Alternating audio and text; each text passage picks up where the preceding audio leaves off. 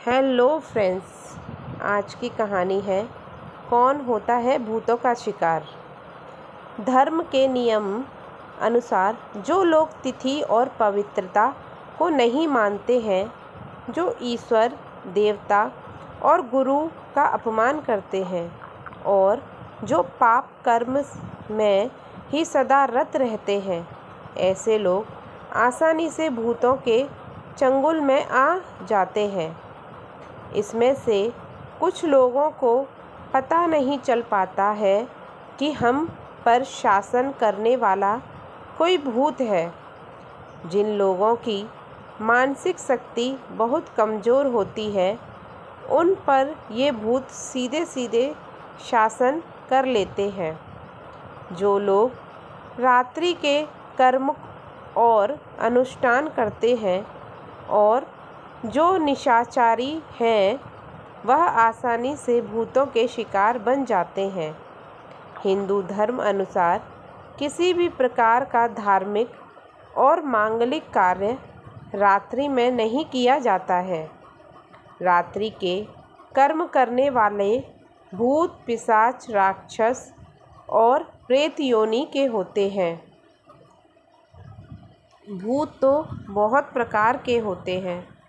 अगर हम कमज़ोर रहेंगे तो भूत हम पे हावी हो जाएंगे। भूत किस चीज़ से दूर रहते हैं? ज़्यादा शोर, उजाला और मंत्र उच्चारण से यह दूर रहते हैं।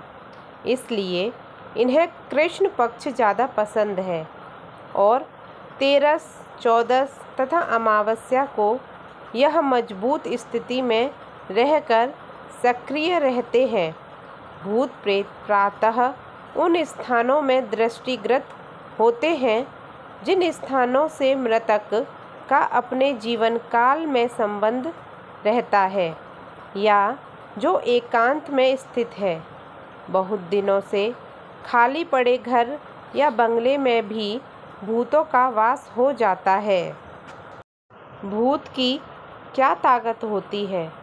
भूत अदृश्य होते हैं। भूत प्रेतों के शरीर धुंधले तथा वायु से बने होते हैं, अर्थात वे शरीर विहीन होते हैं। इसे सूक्ष्म शरीर कहते हैं। आयुर्वेदों के अनुसार यह 17 तत्वों से बना होता है।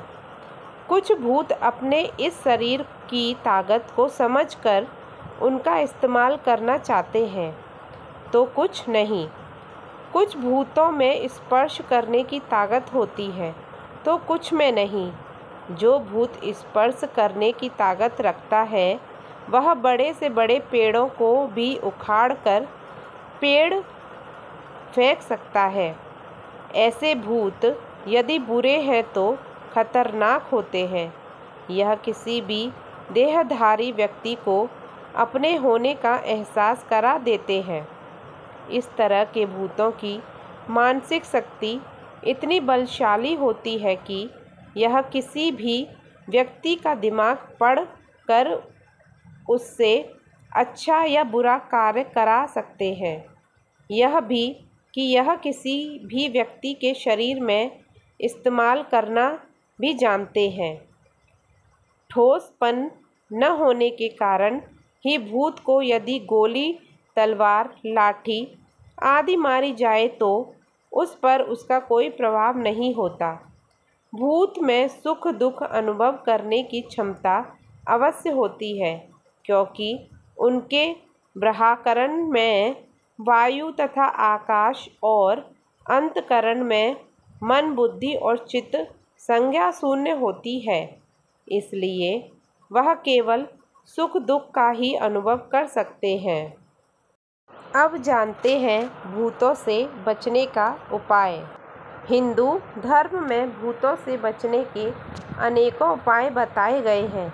पहला धार्मिक उपाय यह कि गले में ओम या रुद्राक्ष का लॉकेट पहने, सदा हनुमान जी का स्मरण करें, चतुर्थी, 13, 14 और अमावस्या को पवित्रता का पालन करें, शराब न पिएं और न ही मांस का सेवन करें, सिर पर चंदन का तिलक लगाएं, हाथ में मोली अवश्य बांध कर रखें। घर में रात्रि को भोजन पश्चात सोने से पूर्व चांदी की कटोरी में देव स्थान पर कपूर और लौंग जला दें। इससे आकस्मिक, दैहिक, दैविक एवं भौतिक संकटों से मुक्ति मिलती है। प्रेत बाधा दूर करने के लिए पुण्य नक्षत्र में धतूरे का पौधा जड़ सहित उखाड़कर उसे ऐसी धरती में दबाएं कि जड़ वाला भाग ऊपर रहे और पूरा पौधा धरती में समा जाए। इस उपाय से घर में प्रेत बाधा नहीं रहती। प्रेत बाधा निवारण हनुमत मंत्र ओम ऐं ह्रीं श्रीं हां ह्रीं हूं हैं ओम नमो भगवते महाबल पराक्रमाय भूत प्रेत पिशाच शाकिनी डाकिनी यक्षिणी पूतना मारी महामारी यक्ष राक्षस भैरव बेताल ग्रह राक्षा दिक्रम शणेय हन हन भंजय भंजय मारय मारय शिक्षय शिक्षय महामारेश्वर रुद्रावतार हूँ फट स्वाहा। इस मंत्र हनुमान जी के मंत्र का 5 बार जाप करने से भूत कभी भी निकट नहीं आ सकते। हनुमान जी के बाद माँ कालिका के स्मरण मात्र से किसी भी प्रकार की भूत बाधा है तो तत्काल ही हट जाती है। माँ काली के कालिका पुराण में कई मंत्रों का उल्लेख मिलता है। सरसों के तेल का या शुद्ध घी का दिया जलाकर काजल बना लें। ये काजल लगाने से भूत प्रेत पिशाच आदि से रक्षा होती है और बुरी नज़र से भी रक्षा होती है। तो भाइयों और बहनों, आज की कहानी आपको कैसी लगी प्लीज़ कमेंट करके मुझे ज़रूर बताइएगा। Thank you. और मेरे चैनल को सब्सक्राइब करना न भूलें। Thank you.